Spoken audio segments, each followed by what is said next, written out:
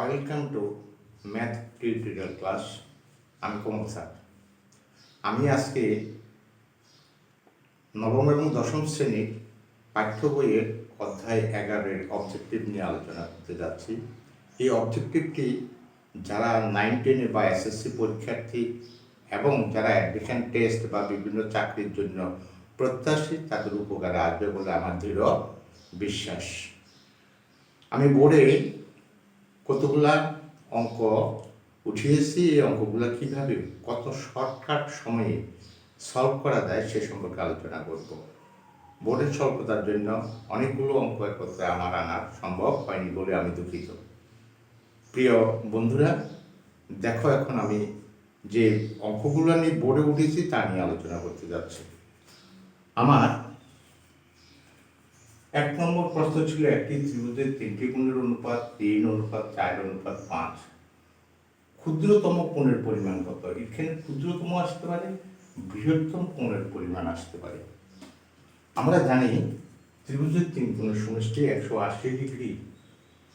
ত্রিভুজের 3 কোণের সমষ্টি যদি আমরা প্রথমে ক্ষুদ্রতম কোণটা নিয়ে চিন্তা ভাবনা করি, তাহলে আমার ত্রিভুজের 3 কোণের সমষ্টি নেব। ক্ষুদ্রতম যদি আমি চিন্তা করি, ক্ষুদ্রতম নিয়ে যদি আমি চিন্তা করি, তাহলে আমাকে সর্বপ্রথম যে জিনিসটা উঠবে, উপরে যাবে ত্রিভুজের 3 কোণের সমষ্টি 180 ডিগ্রি, এটা আমরা জানি। আর যে অনুপাতগুলো আছে সেই অনুপাতগুলোর যোগফল 3+4+5, তাহলে আসতেছি কি 12, 5 4 9 9 3 12, 180 ডিগ্রি সমান এই 180-কে 12 দ্বারা ভাগ করলে 15 ডিগ্রি। এখন ক্ষুদ্রতম যদি বলা হয়, আমার এই যে 3টি বাহু আমি এই অনুপাত 3টি কোণের অনুপাত আমাকে দেওয়া আছে, একটা হচ্ছে 3, একটা হচ্ছে 4, একটা হচ্ছে 5, 3 4 5, এটা হচ্ছে ক্ষুদ্রতম। এই 3টি হচ্ছে ক্ষুদ্রতম। তাহলে আমি এখানে 3 দ্বারা গুণ করব, এখানে 3 দ্বারা গুণ করব, গুণ 3 গুণ 3 গুণ 3, 3 15 কত? 45 ডিগ্রি। এটি আনসার। যদি আমাকে বৃহত্তম কোণের পরিমাণ বলা হয়, তাহলে আমি এখানে ক্ষুদ্রতম না বলি, বলবো কি বৃহত্তম। তাহলে একই স্টাইলে বৃহত্তম হচ্ছে 5, তখন এই 3টা আমার চলে যাবে 3-এর জায়গায় 5, আর এখানে আসবে আমার 75 ডিগ্রি। তাহলে ইজিলি সলভ। আমরা কি করব, আমাদের 3 কোণের সমষ্টিকে যে অনুপাতগুলো দেওয়া থাকবে সেই অনুপাতগুলোর যোগফল দিয়ে ভাগ করলে 1 ভাগ পাবো। 1 ভাগকে ক্ষুদ্রতম বলে 3 দ্বারা গুণ করব, বৃহত্তম বললে 5 দ্বারা গুণ করব। ক্ষুদ্রতম বললে 3 দ্বারা গুণ করব, বৃহত্তম বললে 5 দ্বারা। এটা মুখোমুখি অনেকটা করা যায়, যাদের নামতা সম্পর্কে ধারণা আছে। যদি বলা হয় বৃহত্তম এবং ক্ষুদ্রতম কোণের পার্থক্য কত, তাহলে ক্ষুদ্রতমটা আমরা প্রথমে পেয়েছি, পার্থক্যটা যদি আমাকে বের করতে বলা হয়, তাহলে পার্থক্য হচ্ছে 75 ডিগ্রি বিয়োগ 45 ডিগ্রি সমান 30 ডিগ্রি। তাহলে একটি অঙ্কের ভিতরে আমরা 3টি অঙ্কের সলভ করতে পেরেছি। আশা করি আপনারা সবাই বুঝতে পেরেছেন। আমি 2 নম্বরে যাব।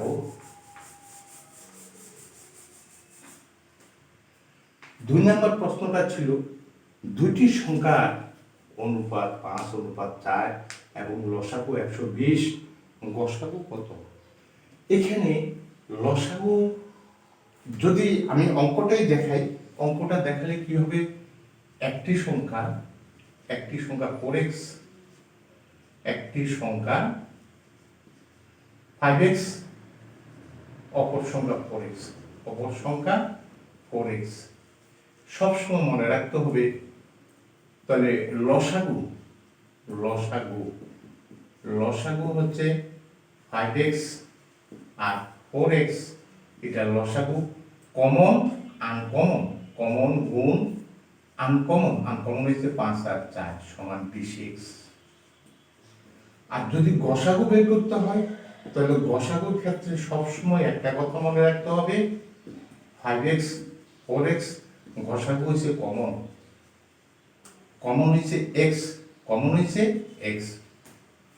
এই একটা কথা যদি আমরা মনে রাখতে পারি তাহলে আমাদের লসাগু কমন এবং আনকমন, এখানে 5x এর মধ্যে x 4x এর মধ্যে x টা উভয় রাশিতে আছে, সুতরাং x টা কমন। আনকমন হচ্ছে 5 4 সবগুলোর গুণফল 4 5 আর 20x। আর গসাগুর মধ্যে শুধু কমন দুইটার মধ্যে কমন আছে x। তাহলে আমাকে কি বলছে লসাগু বলছে 120। তাহলে এখন লসাগু আমি কত পেয়েছি 20x, লসাগু আমি কত পেয়েছি 20x। তাহলে 20x সমান 120, x সমান 6। গসাগু কত? গসাগু হচ্ছে x সমান 6। তাহলে এই অঙ্কটা আমরা এইভাবে করতে গেলে আমাদের অনেক সময় যাবে, তাই আমি বলবো সংক্ষেপ যেটা সেটা হচ্ছে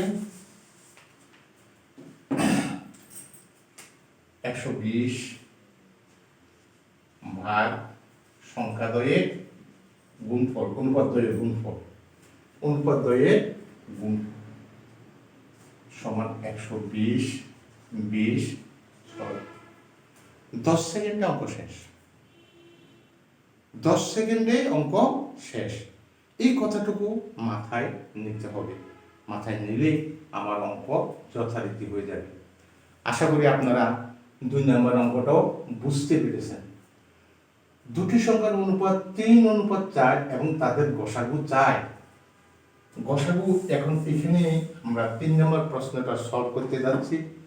3 নম্বরের মধ্যে অনুপাত বলেছিল, আমি বলেছি যদি গসাগু থাকে তাহলে অনুপাত দ্বয়ের গসাগুটা নির্ণয় করতে হবে। আর উপরে থাকবে গসাগু মান, গসাগু এর মান ডিভাইডেড বাই অনুপাত দ্বয়ের গসাগু,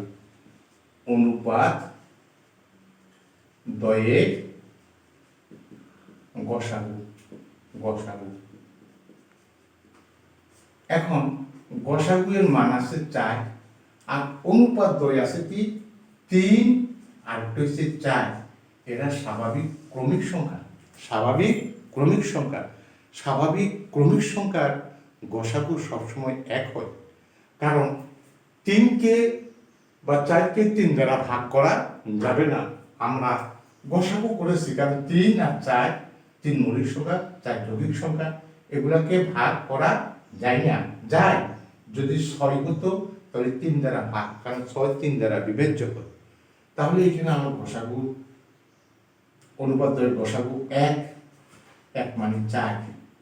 এখন একটা সংখ্যা আছে আমার 3, একটা সংখ্যা অনুপাত দ্বয় আসছিল কি 3:4। অনুপাত দ্বয় কি ছিল 3:4।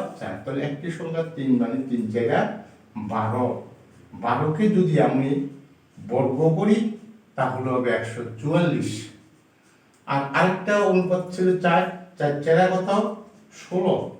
এই মানটা দ্বারা দুইটা সংখ্যাকে গুণ করতে হবে 16 বর্গ হচ্ছে 256। এখন বর্গ হয়ে গেছে, দুটো রাশির বর্গের সমষ্টি বলছে, আমাকে বলছে সংখ্যা দুটির বর্গের সমষ্টি মানে যোগ করলে হবে 400। এই आंसर। তাহলে আমরা কি শিখলাম গসাগু এর মানকে ওই সংখ্যাদ্বয়ের অনুপাত দুটির গসাগু করতে হবে, গসাগু দ্বারা ভাগ করলে যে রেজাল্ট আসবে সেই রেজাল্টটাকে অনুপাতের প্রথম রাশিটা দিয়ে গুণ করলে প্রথম রাশি, অপর রাশি দ্বারা গুণ করলে অপর রাশি, এটাকে বর্গ করলে 12 স্কয়ার মানে 144, 16 স্কয়ার মানে 256। দুটার সমষ্টি হচ্ছে 400। আর যদি অন্তর বলা হয় তাহলে 256 থেকে 144 বিয়োগ করতে হবে। আশা করি আপনারা 3 নম্বর অঙ্কটাও বুঝতে পেরেছেন। এখন আমি 4 নম্বর অঙ্কে যাব। 4 নম্বর অঙ্কটা হচ্ছে আমাকে দিছে a অনুপাত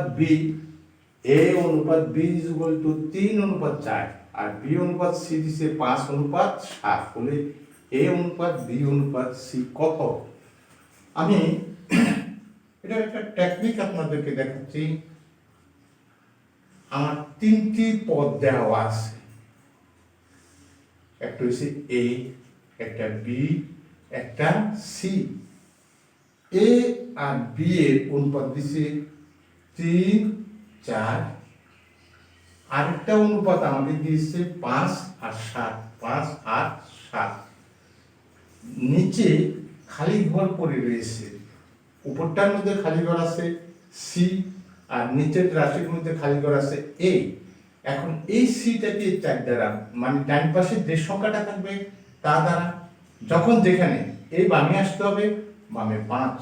এখন এই দুটা গুণ করলে 3 পাঁচা 15, 4 পাঁচা 20, 4 সাতা 28। তাহলে এ অনুপাত বি অনুপাত সি সমান 15 অনুপাত 20 অনুপাত 28। এটাই আনসার। সহজে, খুব সহজে অঙ্কগুলা সলভ করতে হলে কিছু টেকনিক অবলম্বন করতে হবে। আমি বলছি কারণ এখানে কি ছিল, এখানে কি ছিল।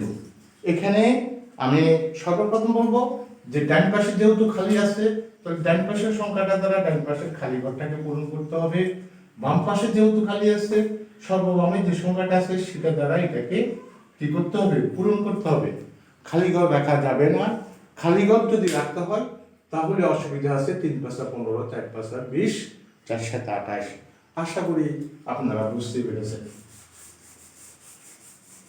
5 নম্বরে যাচ্ছি।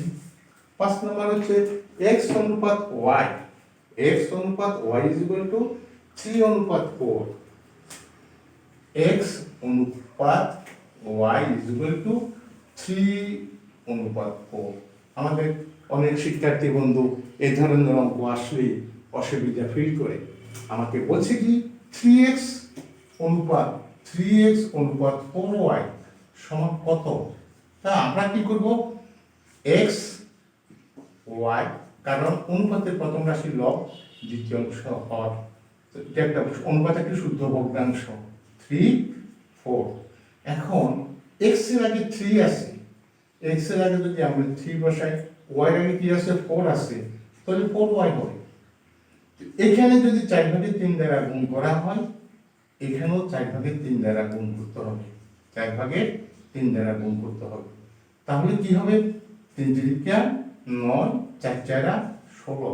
অনুপাতটা হবে 9 অনুপাত 16। খুব ইজি সলভ, খুব ইজি সলভ হবে 9 অনুপাত 16। আশা করি 5 নম্বর অঙ্কটা আপনারা বুঝতে পেরেছেন। 6 নম্বর অঙ্কটা A B B C C D, A অনুপাত বি অনুপাত সি অনুপাত ডি। আমি প্রথমে যে অঙ্কটা 4 নম্বর অঙ্কটা দেখিয়েছিলাম, সেই 4 নম্বর অঙ্কটার মধ্যে 3 ঘর বিশিষ্ট ছিল। এখন 6 নম্বর অঙ্কটার মধ্যে 4 ঘর বিশিষ্ট। 6 নম্বর অঙ্কটার মধ্যে কি কি আছে, এ বি সি ডি। অনুপাতগুলো ধারাবাহিকভাবে বসাবেন। 2 অনুপাত 3, 2 অনুপাত 3।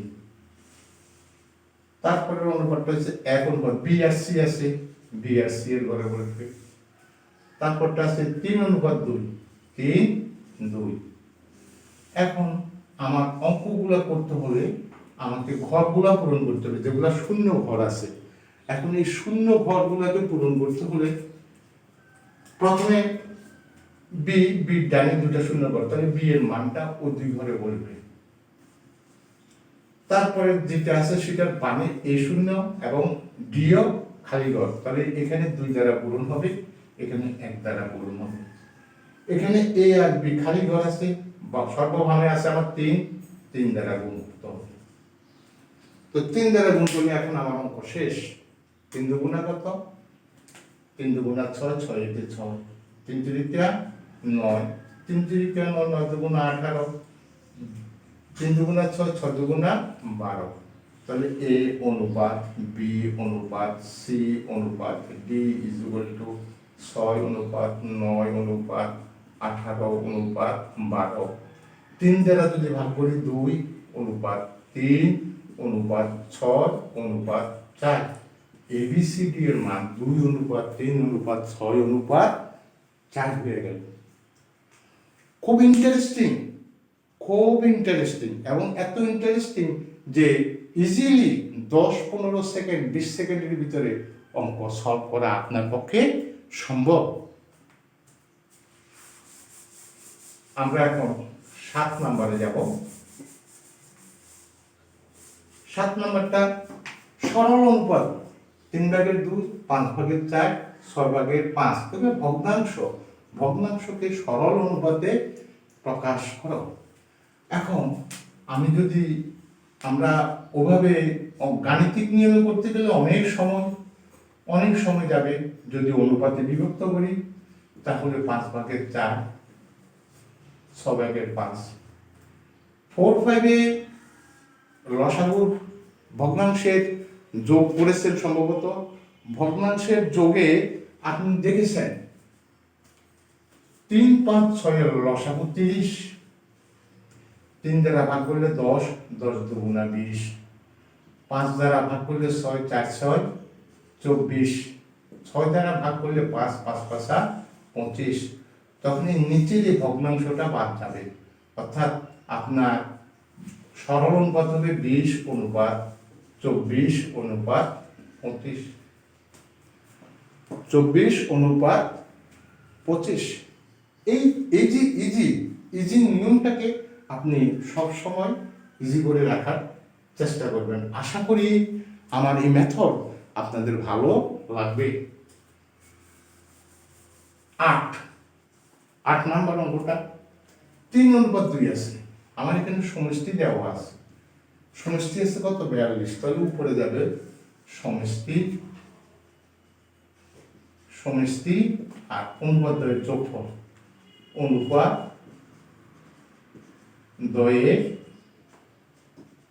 যোগফল। এই সূত্রগুলো আপনি একটু দেখলে বা চর্চা করলে আপনি পেয়ে যাবেন। সমষ্টি এসে 42, অনুপাত দ্বয় এসে 3 অনুপাত 2, তাহলে 3 আর 2 এ কত হবে? 5। কি বলছে আপনাকে বলছে বৃহত্তম সংখ্যাটি কত। এখানে বৃহত্তম বলছে, এখানে ক্ষুদ্রতম বলতে পারে। যদি বৃহত্তম বলে বৃহত্তম, ক্ষুদ্রতম বললে ক্ষুদ্রতম, তাহলে বৃহত্তম সংখ্যাটি হচ্ছে আমার 3। বৃহত্তম সংখ্যাটি হচ্ছে 3। এটা 4 ছিল, সরি, এখানে 4। 3 অনুপাত 4, সরি, একটু মিস্টেক, 4। তাহলে এটা হবে কত? 7, 42 ইন্টু 3, 6 7 42 ইন্টু 3 এর 4 ইন্টু 4, 400 কত? 424। 424। আর ক্ষুদ্রতম বললে 3। ক্ষুদ্রতম বললে কত আসবে? 3, 6 7 42, 3 6 18। 3 6 18। প্রিয় বন্ধুরা, আমি আজকের মতো ক্লাস এখানে শেষ করতে যাচ্ছি। মিস্টেক মাঝে মধ্যে হয়, আমি হাতে করি।